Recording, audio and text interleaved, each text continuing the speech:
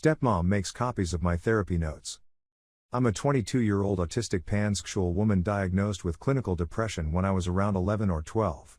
This story takes place around then.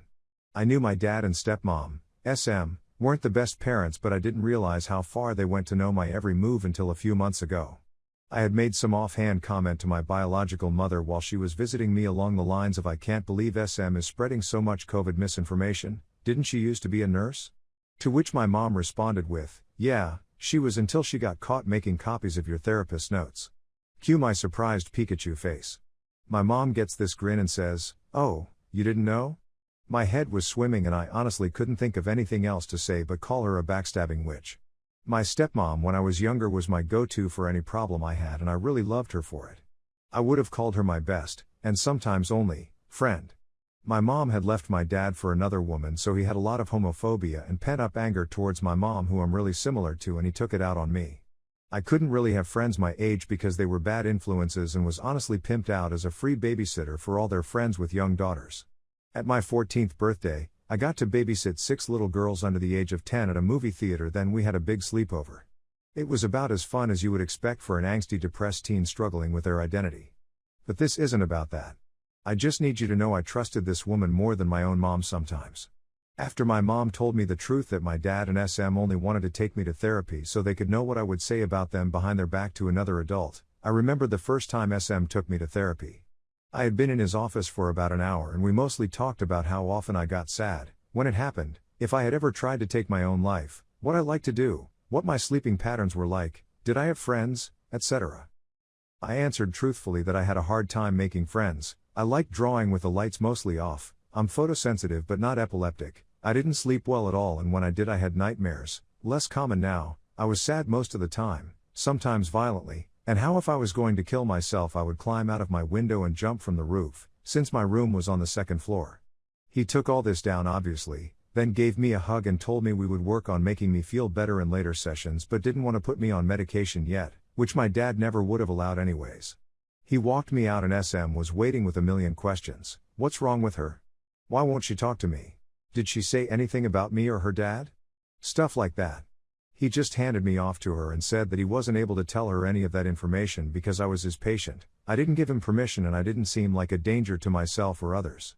Even though I had suicidal thoughts, he wasn't worried because I admitted it and had felt confident I wouldn't do anything because it was I expressed that I wanted help. I remember saying that I was tired of being sad and wanted to get better. He told her that he could tell I was extremely depressed and made some odd facial expressions while we were talking, but with more sessions and proper support at home I could learn to manage my depression without medication. I remember us leaving and her being pissed. Her, my dad, my mom and even my mom's girlfriend all grilled me about what we talked about exactly, but my answers weren't enough, so what did my lovely SM decide was appropriate? To sneak into his office on his break while she was at work as a nurse in the same building and make copies of all his notes, of course. She shared them with my parents. This happened 2 more times before she was caught red-handed by another staff member.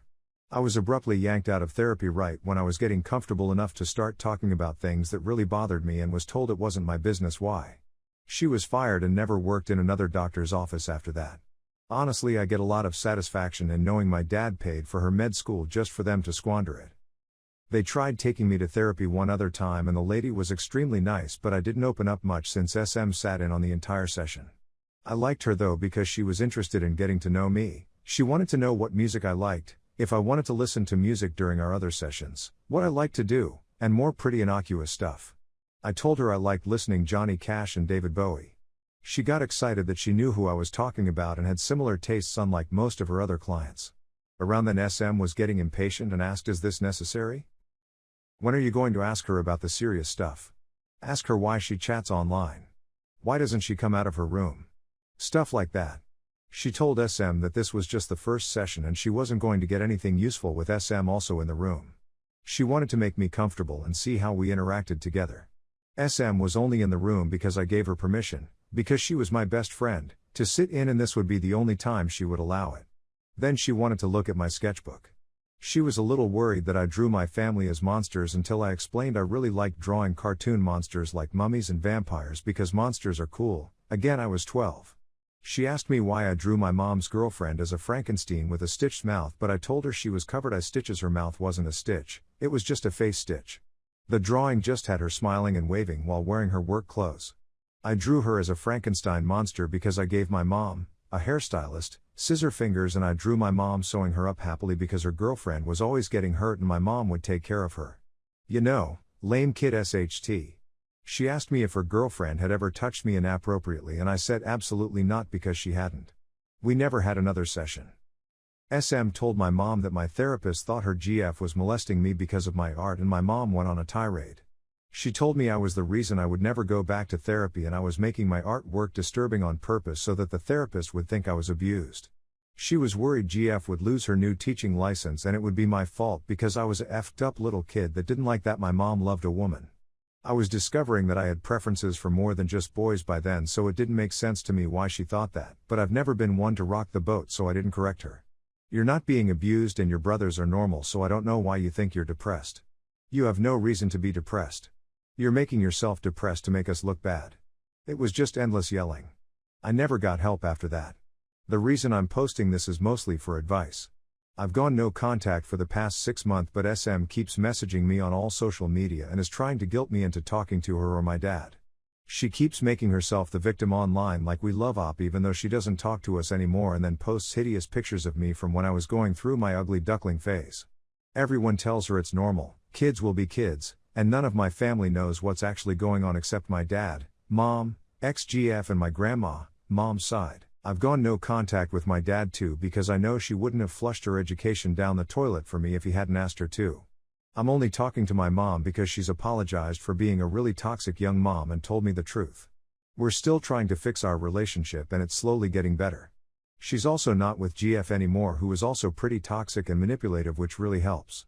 I love all of my parents, but I literally can't talk about my dad and SM without sobbing or going white hot with rage, so speaking to them seems like a really bad idea. The worst part is I have 3 younger brothers who I don't get to see anymore because they all live together. I feel so betrayed and I can't help being bitter. What do I do? Edit, fix some grammar, and just wanted to say thank you for all the support from the comments. Less than 3. I was really worried that I might have been the entitled one for being upset about something that happened 10 years ago, but the more I think about the more I feel that they literally stole my chance to have a better life for myself and learn to cope properly. Thank you guys so much for making me feel less crazy.